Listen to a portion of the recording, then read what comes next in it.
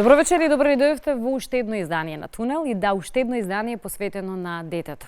И не, детето не треба да се крши помеѓу двајцата родители кога нивната љубов престанува. Зборуваме повторно во ова издание на Тунел за иницијативата за менување на законот за еднакво родителство при развод. Тие се гласни, силни во одлуките и сакаат да направат промена која оди само и само во прилог на убаво, здраво и среќно детство на детето. Ако сакате, ако сте дел од таа категорија вашето дете да живее така, тогаш бидете дел и од емисијата и дознаете уште нешто повеќе токму на оваа тема. Одлични соговорници за темата за која вечер разборуваме. Велам добро вечер за Петар Наумовски. Добро ни дојдовте. Може да ги поддржиме и храбриме со аплауз. Петар зборува од свое лично искуство на темата. Повелете и ни доаѓа малци од подалеку. Добро вечер верам за првата дама вечерва, Јасмина Димитриева. Погодив со презимето чина, многу луѓе, многу гости. Повелете. Ќе зборуваме од правни аспекти. Драги Змијанац, се разбира еден од луѓето кои секогаш го препознаваме кога децата се во прашање нивните права и среќното и здраво детство. Добро ни дојдовте и не помалку важно ако ја најавувам последна нашата дама за вечерва, велам добро вечер за Марија Ралева. Зборуваме од аспект на она што значи психијатријата, нели Марија, и што значи во психата на децата кога се разделуваат за жал родителите. Реков тема која одравме да имаме малку почесто во Тунел, морам да признаам, од причина што иницијативата станува се поагресивна, иако звучи ова малку можеби не соодветно, но сепак агресивна во позитивна смисла, бидејќи ова е веројатно еден од законите кои треба да се сменат, во проста причина, како што реков, ова оди само и само во прилог на децата да не бидат заложници во и онака веројатно една тешка ситуација за нив, иако се разделуваат партнерите и љубовта повеќе ја нема, тоа не значи, зборувавме, нели, драги, дека родителството се разделува. Ајде за иницијативата, вие се приклучивте на истата, бидејќи вие, Петар, зборувате од лично искуство, за тоа што значи да можеби престане кога престанува, нели, љубовта меѓу двајца партнери, а имате плод на таа љубов за кој треба заеднички да се грижите. Најпрво би сакал да ви заблагодарам лично на вас и на вашата куќа за дадениот простор да го обелодениме овој доста горчлив проблем. Би сакал да ви заблагодарам од наше лично име, од името на сите деца, од името на сите засегнати фамилии и се надевам дека заедно со вас ќе го отвориме овој предмет во јавноста и соодветно ќе најдеме и решение кое што е најдобро за сите деца. Вие се разведовте кога? Значи, како и секој развод, повеќето од разводите се турбулентни. Мојот развод и сагата на моето дете започна веднаш непосредно после неговото раѓање, тоест кога тој беше двомесечно бебе, и сагата започна со тоа што другиот родител, заканувајќи се и уценувајќи, замина од домот со детето и со закани дека повеќе нема да го видиш или слични такви. Претпоставам тоа се емотивни моменти за сите луѓе. Во цела таа ситуација јас не постапив емотивно, сакав да бидам разумен и одлучив при разводот да сум согласен и јас сум согласен да моето дете си биде кај неговиот биолошки родител, кај неговата мајка и да можам и јас соодветно со неа заедно да партиципирам во неговиот живот и заедно со неа да изградиме едно здраво дете. Меѓутоа, знаете, законот за семејство предвидел дека судот не е надлежен повеќе, законодавецот предвидел дека Центарот за социјални работи ќе може полично да одлучува за детето и затоа законодавецот ќе дал овластување така и Центарот за социјални работи. Така јас се надевав дека ќе најдеме решение, ќе најдеме еден добар модел како јас би можел да помогнам, да дадам свој придонес, да имам своја одговорност, да имам свој удел за се што треба за тоа дете.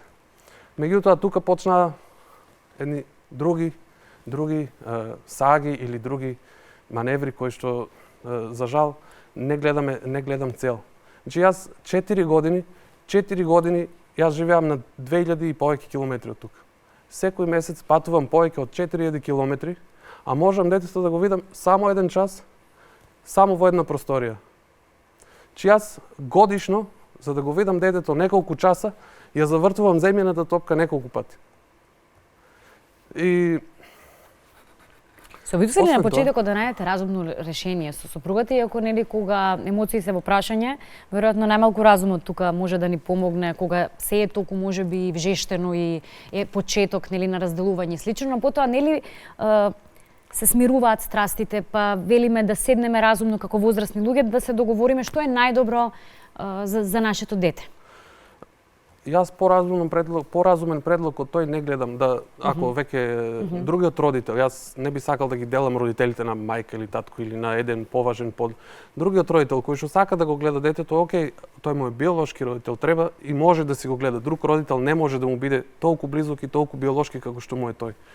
Мојот разумен предлог беше тој да неговиот друг родител си го гледа детето, а јас му помагам со се едно нешто со кое што можам, само под услов да нема никакви конфликти, да има детето едно мирно детство, да ги има сите услови кои што ги имат и другите деца. На колка возраст е вашето дете сега?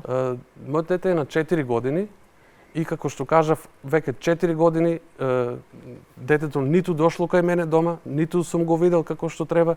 4 години наместо на детето да го оставиме да ги искористи барем и тој час кој што му е доделен со мене, јас морам и во тој час да внимавам, знаете, тука и другиот родител пак тој провоцира, пак се создава една неубава слика во која што морате да избалансирате и во крајна сметка морате да бидете разумен и да го оставите детето да.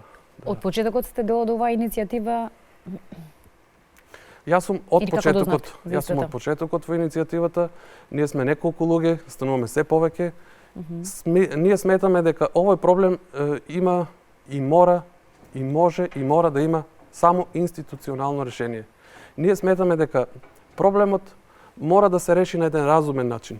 Значи, мора да се најде еден разумен начин, да се најдат правилни прописи и ние сметаме дека решението треба да се гледа во тоа заедничко родителство од стартот, можеби, нели при разделбата, веројатно, значи, која ќе следи, па потоа можеби некаков договор меѓу родителите, зависно од степенот на сепак атмосферата при која се случува разводот. Сега не одиме можеби со господинот Змијанац, ке зборуваме во оние детали кои па ги имате од навистина дисфункционални семејства каде се јавуваат пак и други проблеми.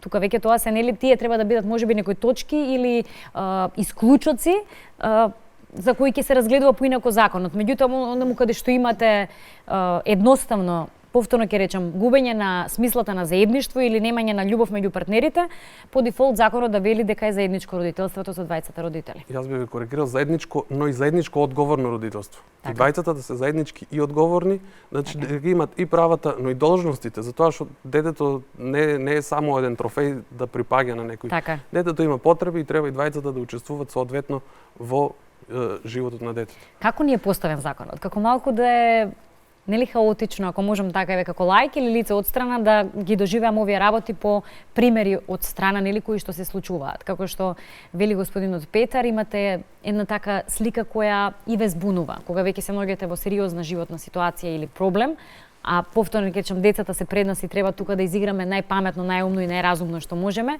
Не имаме ситуација, законот доделува само на мајката, по дефолт одиме дека мајката треба да биде законскиот старател, таткото како да е само фигура која се доживува, која треба одговорностите да ги сноси, а веројатно малку се остава простор за како се чувствува, колку сака да партиципира во животот на детето. Од правна зборуваме сега гледна точка, потоа нели ќе зборуваме за психологијата и што тоа значи за овие луѓе, или ако сакате прво ако се чувствувате повикани. Марија? Во ред да. Ајде повелете, вие сте доцент на правните науки, работевте во изготвувањето на нели оваа иницијатива за менување на законот за родителство. Да, компаративна анализа врз основа на меѓународните стандарди, исто така и на компаративните закони на земјите од Балканот, ЕУ и посебно скандинавските земји, бидејќи тие се предводници во однос на заедничкото родителство, кое што го спомна и Петар. Пред се, во нашиот закон, за жал, не постои таков поим како заедничко родителство. Се уште е, да кажам, сепак стариот принцип каде што предноста се дава на мајката, добро тоа нели и во зависност со годините и возраста на детето, но кога веќе ги спомнуваме меѓународните стандарди, би потенцирала дека согласно Конвенцијата за правата на детето, таму се предвидуваат видувања и со двата родитела, а постои препорака од страна на Комитетот за правата на детето за заедничко родителство. И сега се поставува прашањето која е содржината на тоа заедничко родителство, бидејќи како концепт е малку нејасен, equal parenting, кое што, например, различно и се нарекува и постојат различни термини во различни земји, па и во балканските земји. Значи, пред се содржината на заедничко родителство, во ред доколку родителите може да се спогодат, претежно така, можно е детето да биде 50% кај едниот родител, да престојува и 50% кај другиот родител, значи да има престојувалиште и кај двата родитела, но тоа не значи дека доколку само едниот родител од некои X причини, бидејќи на пример детето оди на школа или поради тоа што е премногу мало, а другиот родител живеете 2000 километри подалеку и слично, тоа не значи дека не може да се примени тој концепт на заедничко родителство, значи тоа зависи индивидуално од случај до случај, но сепак судот и надлежните органи во сите овие држави кои што ги спомнав води сметка сепак да се оствари тоа заедничко родителство, заедничките права и обврски во однос на видувањето на детето, обично е сега, нели, во зависност од околностите, но се овозможува барем еднаш во неделата предпладне или пак секој продолжен викенд заеднички, потоа на пример 30 дена од распустот, потоа пола на пример од државните празници и слично. Значи претежно јас ја давам како давам еден пресек на тоа што ние сме го анализирали, сме го утврдиле врз основа на анализата. Потоа исто така заедничко носење на одлуки во однос на школството, во однос на некои можеби медицински зафати. Значи, сепак секој невието кога се однесува, нели, што ќе јаде детето, не треба да се јавуваме по телефон да се советуваме, да.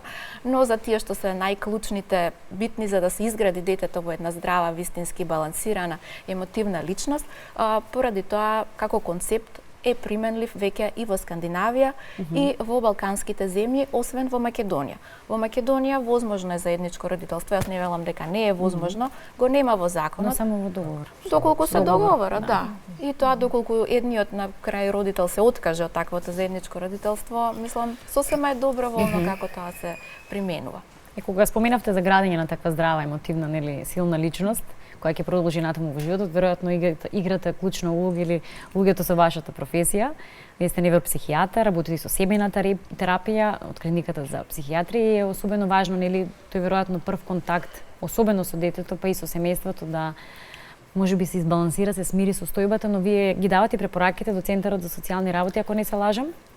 Често пати ние како стручни лица од клиниката за психијатрија учествуваме во изготвување на мислење за додела на старателството на еден од родителите, особено кога се работи за конфликтни бракови, односно разводи кои што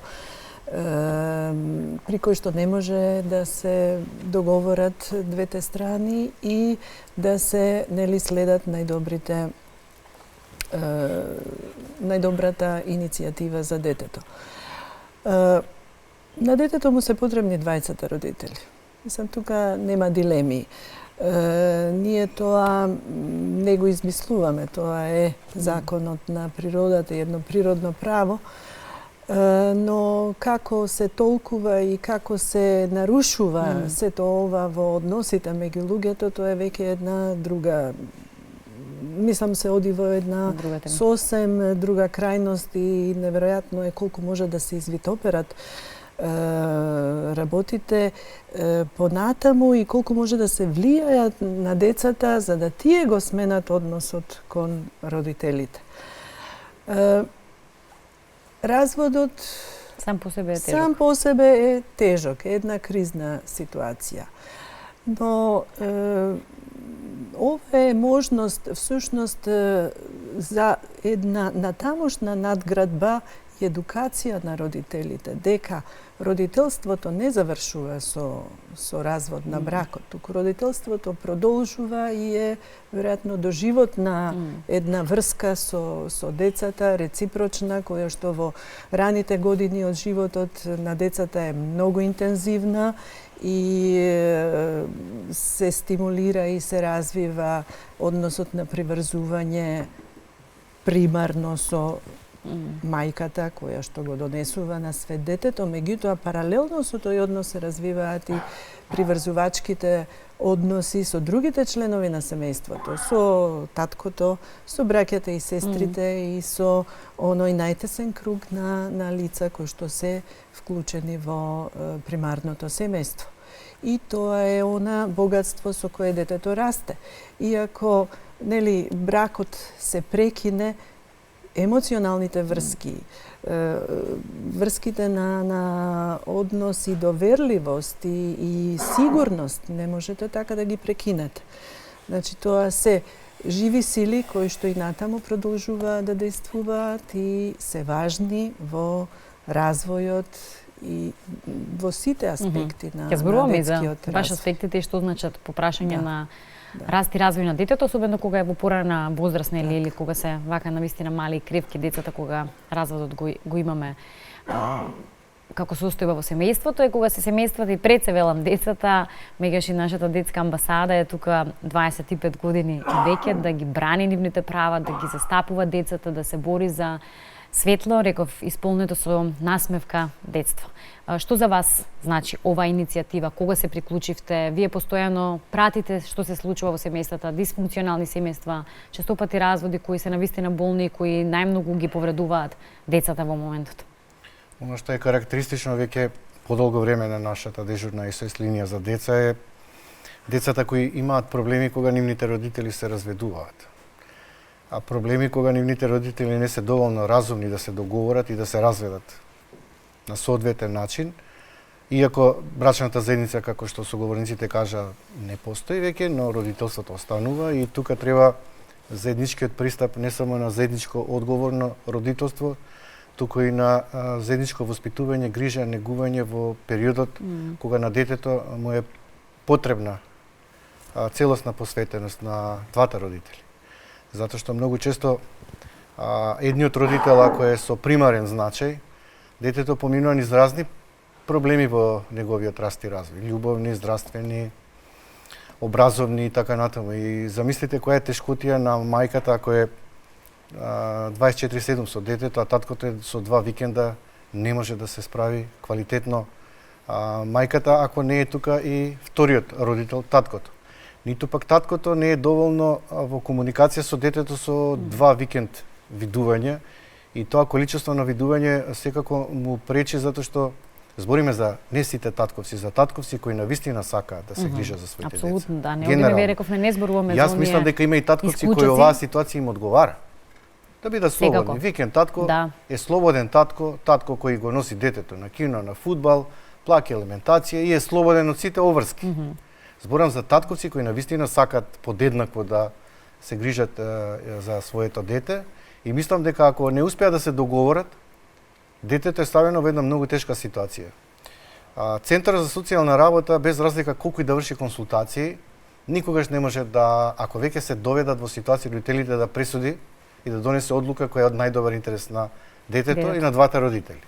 Судиите не секогаш сака да се замара дополнително околу тоа дали препораката и решението на судот е најсоодветна по интересот на детето. Детето не секогаш се прашува ако веќе мора да се одлучи со кој родител ќе биде од првостепено значење и полкапацитет и второ значење со недоволно време на видување, со кој родител има остварена емоционална врска. И сега, ако идеме ние по буткање на рака, на моќ, која е политичка моќ, економска, општествена, и тоа влијае на конечната одлука на детето, замислите една самохрана мајка или мајка која е економски обесправена, да го изгуби правото на чување, згрижување на детето и да го добие таткото затоа што е моќен и може да наметне одлука и решение на Центарот за социјална работа. Нашата идеја е дека стартните позиции на двата родители треба да бидат еднакви. Тоа не значи дека по законитост на еднаквоста тие ќе бидат за секогаш со еднакво право на чување, згрижување и воспитување на детето. Него стартните позиции се еднакви. Со оваа иницијатива Центарот за социјална работа ќе има дополнителни обврски. Тоа значи квалитетно и одговорно родителство и по развод, заедничко, го следи во одреден временски период Центарот. Дали двата родители подеднакво водат грижа. Тоа не мора да значи именување на местото на живење, само количество на видување и грижа, чување и воспитување на детето. И Центарот по известно време прави оценка. Петар и неговата сопруга имаат заедничко родителство. Добро. Дали квалитетно и еднакво водат грижа за детето? Добро. Добри се, продолжуваме понатаму.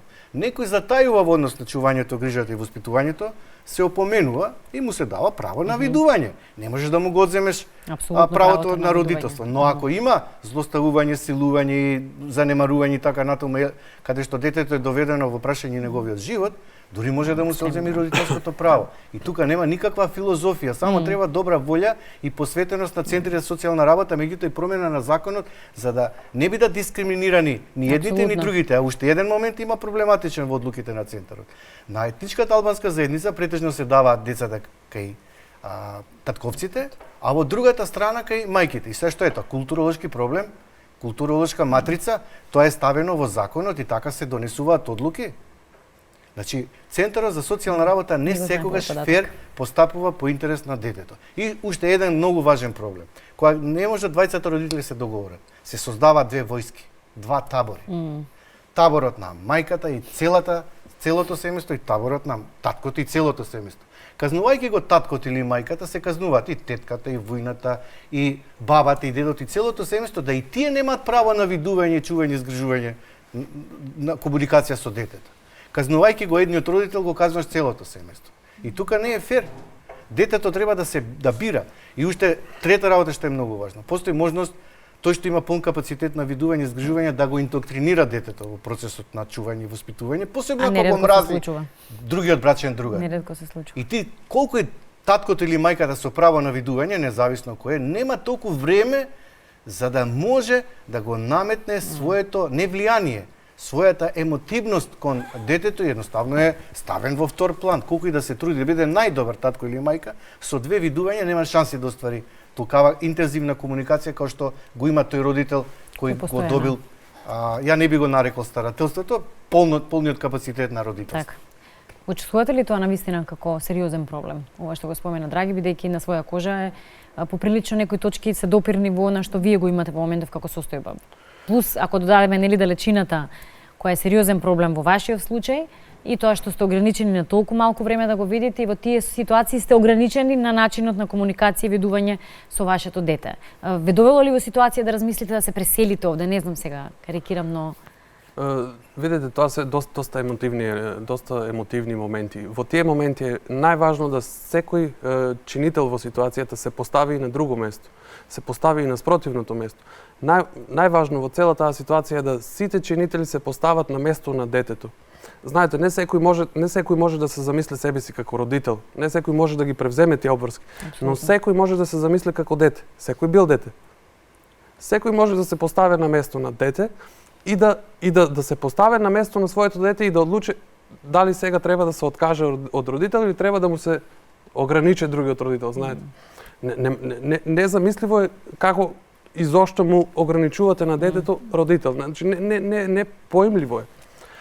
Болно ли е тоа кога на крајот од денот не можете да ја воспоставите таа по природа на нештата нормална и природна нели релација татко и дете, син, керка? Јас повторно ќе кажам, јас според мене родител си родител, не значи дека важи правилото дека мајките се повеќе поврзани со детето, но не важи дека другиот родител не е поврзан или па дека секогаш мајката е поврзана. Според мене не е тоа правило. Можеби процентуално повеќе се поврзани родителите мајките, но според мене не е правило кое што буквално треба да го примиме како такво. Според мене секој родител си е емотивно поврзан со детето и многу поважно според мене е тоа што секое дете, барем и ние сме били деца и ние знаеме, секое дете во својот живот, во својата концепција има простор и за мајката и за таткото. Значи, посебно децата, посебно родителите кои што ги одгледуваат децата сами знаат дека детето има потреба и од другиот родител. Значи не можете вие и да сакате, не можете да му ја надополните ако ја нема, а не пак да му ја одземате.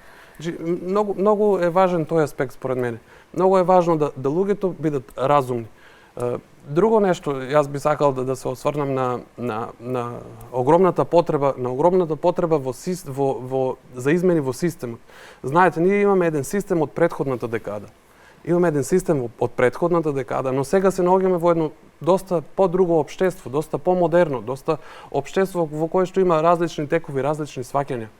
Веќе разводот не е табу тема. Веќе разводот е можеби секојдневие. Веќе разводот се среќава на многу често.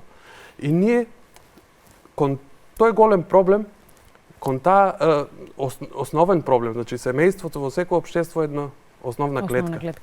И ние пристапуваме кон тој огромен проблем со еден декадентен закон, со еден закон од претходните системи, кои што ниту знаеме, ниту имаме анализи како действува врз новите текови. сметам дека со таквиот декадентен закон, со таквито немање на функционални институции, сметаме дека се прави огромна штета врз луѓето и сметаме дека е итна потребата од промени во регулативата. Јас од мојот личен пример, од мојот пример, со центарот водам неколку управни постапки. Значи, 3 пати со Народниот правобранител покренуваме анализа на предметот. Покренуваме анализа, знаете, доаѓа Центарот за социјални работи, прави анализа, констатира недостатоци и до тука завршуваме. Значи, системот нема финализирање на ситуацијата за да се реши проблемот. Точно така. Знаете, законодавецот му доверил доста огромно моќ на и доверба на Центарот за социјални работи. Но во овој момент, знаете, Центарот постапува како слон во сладкарница, во стакладница. И имаме едни хаотични решенија кои што се друго, но не и интерес на децата. На детето, точно. А знаете, ако родителите, не сите родители се може да се разумни. Значи, разводот е турбулентен период, но Центарот не смее да биде и тој турбулентен. Така. Центарот мора да одлучува само и единствено за доброто на детето. А доброто на детето според нас е природната констелација на предмет. Затоа оној алгоритам 50-50, тој само ги дава бројките на природата. Че тоа е природно според нас. И според нас е многу добро и идеално и најправилно решение и во законот и пишаните правила да бидат исто како и природните. Тоест да почнеме од таа природна потреба или поделеност. Поставеност на, нели кажав дека и детето има потреба, и родителите имаат потреба. Тие не го осознаваат во моментот. Можеби ќе го осознаат многу подоцна. Но тоа треба Центарот да го направи. Каква штета им правиме на децата? Извинете, ве прекинав, но ќе се вратиме свесно, несвесно, кога нели особено разводот е во својот зачеток и што велиме е едно војно поле тука и пак ќе речем копијата се кршат само на децата. Не секој тоа може да го види или не сека да го види од родителите. Децата, како и родителите, минуваат низ кризен период во тек на родителскиот развод.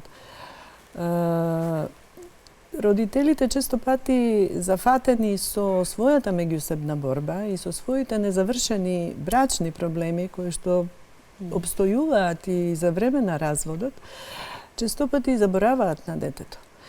Огромна енергија понекогаш се троши, огромно време, средства во таа меѓусебна конфликтна ситуација и борба, а малку има простор и малку има енергија за да се согледаат потребите на детето, што тоа мисли, што тоа чувствува во таква една ситуација. И децата понекогаш, знаете, најчесто или се повлекуваат, зависи од возраста, или се затвараат, повлекуваат, инхибираат или стануваат особено хиперактивни, раздразливи, импулсивни, самите деструктивни, пресликувајќи го односот кој што се случува меѓу родителите. Веројатно ставаат и трајни последици кои ќе се рефлектираат во животот на детето. Оставаат долготрајни последици и ако тоа не им се укаже на родителите, ако не им се покаже колку е нивната одговорност во однос на последиците врз децата, тогаш мислам дека ќе биде една бескрајна игра. Зборувам сега за оние бракови кои конфликтно се разведуваат. Секако дека има зрели луѓе кои што умеат да се договорат, кои што умеат да го согледаат, односно ја согледуваат важноста и значењето на другиот родител и тоа го прифаќаат безусловно. Но проблем се, нели, токму овие ситуации. А особено пак кога станува збор за адолесценти, мислам дека уште погубна може да биде состојбата, затоа што бегајќи од таа стварност и таа борба и битка, влегуваат во разни други ризични групи, групи на врсници кои најчесто ги доживуваат како некое свое алтернативно семејство. И потоа повторно се продолжува со обвинувањата, ова е заради едниот и заради другиот. И тогаш нема Општата пракса вели вака. Родителите кои се разведуваат, најчесто се обидуваат наместо заеднички да најдат решение како за грижа и воспитување на детето, што повеќе меѓусебно да се оцрнат, кој е полош. Тоа е една многу интересна ситуација, не знам, праксата дали говори секаде така, ама нашата пракса со кој сме се среќавале, луѓето, односно родителите кои се разведуваат, како да веќе, ви реков, зафаќаат две воинствени страни. И тоа детето не само на родителите, туку и на центарот не име во фокусот и приоритет. Него тоа е тако, таа е таква, тоа е таква. Заедничкото и одговорно и квалитетно родителствување и по развод. Нашата иницијатива, идеја е да има надпреварно квалитетно родителство и по развод, кој е подобар, а не кој е полош.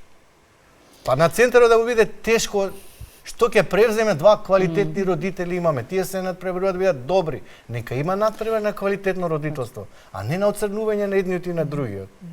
Некоја себичност да заживува, нели, во моментите на разделбата помеѓу, нели, партнерите, односно себично е тоа што веројатно во тој момент се гледаш себе си, мислејќи дека мислиш за доброто на детето, ама се согласувам. Јас токму тоа го реков, се согласувам со ова што го вели Драги. Особено што некогаш, знаете, треба да се тргне одгоре.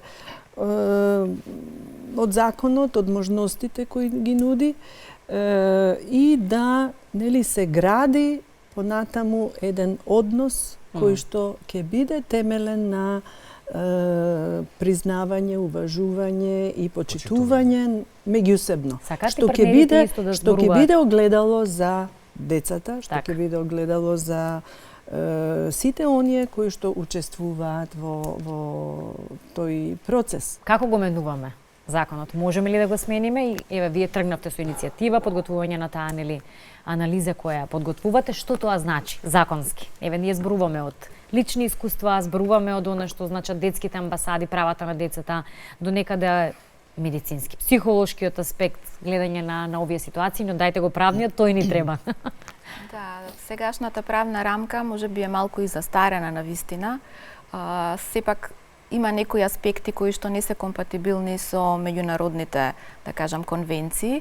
Еве би дала еден прост пример. Согласно Европската конвенција за човекови права, потребно да се има правен лек кој што е соодветен за да се овозможи видување на родителот и детето во најскор можен рок, се со цел да не се изгуби таа близина, да не се изгуби таа, да кажам, интимност и врска која што постои помеѓу родител и дете. Според нашата пракса во Македонија, вакво нешто сепак нема, за жал. Видувањата обично представуваат доста тежок и голем проблем. Во однос на центарот и однесувањето на центарот, јас лично не би можела нешто многу да кажам, но во однос на сите тие случаи каде што навистина на некој начин родителот кој што има и судска одлука, кој што има право да го гледа своето дете врз било која друга основа, не успева да го оствари тоа право, токму од X причини кои што се појавуваат и кои што можеби на крајот на криштата и се сведуваат на некоја си празнина во сегашната законска рамка. Бидејќи разводот и посебно децата како се доделуваат, сето тоа е решено само во неколку одредби од законот, иако се работи за нешто што е навистина витално и клучно за како прво градење не само за здраво човечко суштество, туку и за здраво општество. Колку често вие рековте можете да го видите вашето дете, но дали имате барем телефонска комуникација со возможува? Веќе рековте 4 колку има годинки, па би можеле, нели, да комуницирате телефонски, постои напредната технологија, тука е, нели, можноста за некои видувања со слика, нели, видео слушања со вашето дете. Дали го имате тоа како можност? Дали го имате тоа како право? Дали воспоставувате таков контакт? Дали се обидувате да ја вразумите, нели, другата страна дека тоа можеби би било здраво за вашето заедничко дете? Знаете, се би било супер кога би било супер, кога не би имало проблеми, нели? Но се би било супер кога сите би биле здрави, нели? Но затоа не секогаш сме здрави, пак има болници. Сакам да кажам дека не секогаш е возможно. Родителите, да најдат заеднички јазик, модерен тренд или не знам што е, не секогаш може да се најде заеднички. Но не секогаш и најдобра опција. Понекогаш е и добра опција разводот. Понекогаш и добра опција тоа. Не понекогаш, туку многу често подобро да едно дете живее мирно, отколку да е во... Сте помислиле да побарате старателство врз вашето дете? Јас како што претходно кажав, не сметам дека треба да ја водам војната за старателство. Сметам дека детето треба да ги има и двајцата биолошки родители. Не сметам да навлегувам сега во конфликти.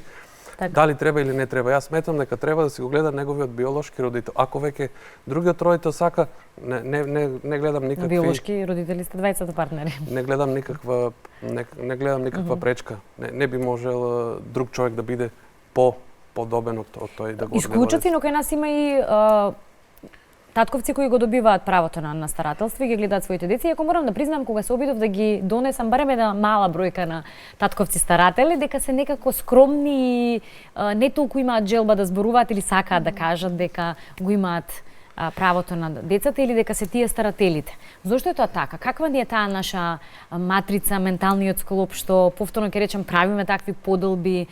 Од една страна татковците сакаат да партиципираат и се од друга страна, ако треба да ги посочиме како старатели, дека од една страна и да им честитаме нели за тоа што го прават во животот, се срамат и не би сакале многу да зборуваат. На време на паузата разговаравме дека кога зачнува плодот, се создава едно ново битие, суштество дека се создават подеднакво биолошки врски и од страна на таткото и од страна на мајката. И мајката факт е дека е во предност секогаш, но ако добро ги постави нештата, и како таткото може подеднакво од самото раѓање натаму да води грижа за детето, од преповивање до хранење, до чување. И таа првична конекција е многу важна уште од самиот старт да се негува и мислам дека мајката не треба толку посесивно да се однесува кон детето, туку треба заеднички двајцата родители да водат грижа. Мислам дека многу повеќе ќе се сплотат и ќе имаат заедништво ако на тој начин го партиципират и продолжуваат. И тука гледам голема шанса за надминување, за одредени недоразбирање и конфликти. Децата добиваат она што родителите им го нудат, меѓутоа и самите имаат веќе една критичка обсервација на она што навистина се нивните потреби и она што се одвива во нивниот круг. И дека еден ден ќе забележат, ќе критикуваат, ќе го чувствуваат тоа како недостаток или пак самите ќе се формираат поинаку отколку што можеле развојно да се формираат, имале потенцијали и имале услови за тоа кои им сеускратени. Врската меѓу децата и родителите на некој начин и културно условена, социјално прифатена, нели, мајките како некој вид символи на столб на семејството и кои ги држат семејството околу себе. Татковците кои што се подвижни внатре надвор, меѓутоа времињата се менуваат. Ние сите сме цел ден на работа, малку време и онака имаме со своите деца да им посветиме и уште им го одземаме, како што рече Петар, правото на она што може да го имаат. Мислам дека е тоа навистина повеќекратно ускратување на децата. И затоа би сакала да додадам дека мојата куќа, Универзитетската клиника за психијатрија даде поддршка на оваа иницијатива за промена на законот за родителство. Така што потполно сме согласни дека и ставот наше дека навистина двајцата родители треба да имаат свое место, свое значење и улога во воспитување, грижа и негување на децата и одговорност за се она што децата потем стануваат и се случува со нив во тек на развојот. Да. Убаво некако за да привршуваме, ова се неисцрпни теми, може да зборуваме многу долго. Јас би завршила некако со Петар, верувам дека брзо ќе го менуваме законот, ако сме вака гласни, ако сме вака сложни и повторно ќе речам сите сакаме и мислиме за доброто на децата. Само да не заборавам, добивме подршка и од Народниот правобранител како институција што многу ни е важно. Ој, за аплаузе, ве молам. Навистина, бидејќи се работи за децата, имаме чест на исклучоци, на состојби, дисфункционални семејства, реков, не зборуваме за една условно речено состојба која треба да оди по правило на нештата многу по спонтано и безболно за децата во инака да и онака болна веќе состојба. Питер, велам со вас завршувам бидејќи имавте да додаете нешто, но моето последно прашање за вас би било каква е таа релација или живот кој сакате или го замислувате за вас и вашето дете? Значи, прво тоа што сакавте веројатно ме прекинав. Да, јас при крајот би сакал да ги повикам сите луѓе, сите разумни луѓе, сите родители, сите засегнати фамилии да ни се придружат во нашата иницијатива, во нашиот предлог и заедно сите да избоксуваме, да издействуваме овие неопходни промени.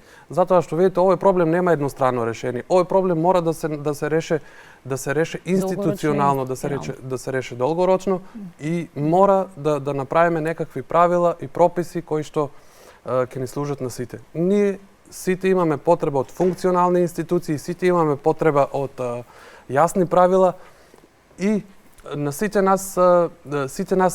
ние мораме да си ги обезбедиме нашите основни човекови правила, основните човекови права и основните детски права. Мораме да обезбедиме секој човек да биде со неговата фамилија. Не можеме да ги разделуваме ниту децата, ниту фамилиите. Мораме како општество, како заедница, мораме тоа да му го гарантираме на сите.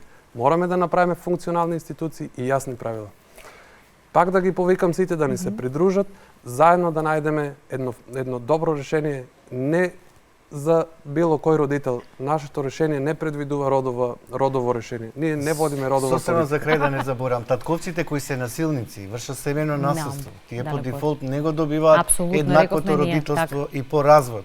Станува збор за татковци кои сакаат еднакво да остварат родителство. Веројатно законот го предвидува и ова. Не зборувавме, но во еве следна прилика, што тогаш кога ги имаме овие ситуации, тоа ќе ни биде можеби тема поконкретна за во следно некое видување во тунел за во тие состојби, нели, да не биде дека само законот е така поставен и напишан по дефолт, велиме оди заедничкото родителство, особено во овие ранливи, нели, состојби кои се исклучително болни додатно за децата. Ве прашав само за крај за она што си го посакувате за вас и вашето дете во иднина. Врската родител-дете е неоспорлива, нераскинлива. Никој не може да ви ја раскине, ниту вас, ниту на вашите деца, ниту на нашите или пак на нас. Врската родител-дете е нераскинлива. Врската, ако не сега, после одредено време, ќе биде повторно воспоставена. Значи, тоа не е возможно да на некој му го прекинете или го ограничите. Не е возможно. Затоа е потребно од сите нас да бидеме разумни, стрпливи и да пак ќе кажам, мислиме за доброто на детето. Да се поставиме во улогата на детето и да се обидеме барем малку да действуваме и постапуваме во интерес на децата. Од срце ви благодарам за вечерашното гостување. Ќе се видиме во некоја следна прилика, верувам, бидејќи реков, сакаме да бидеме гласни и да бидеме на страна на детето, а тунел е со вас и се разбира во оваа иницијатива со отворено срце и со широко подадена рака, силно подадена рака. Ви благодарам за гостувањето, драги мои. Секогаш мислете на детето и вистина она што му е потребно на детето. Ако вистински нели ги сакаме нашите деца, вистина им треба љубов, вистинска од двајцата родители. Ви благодарам за вниманието.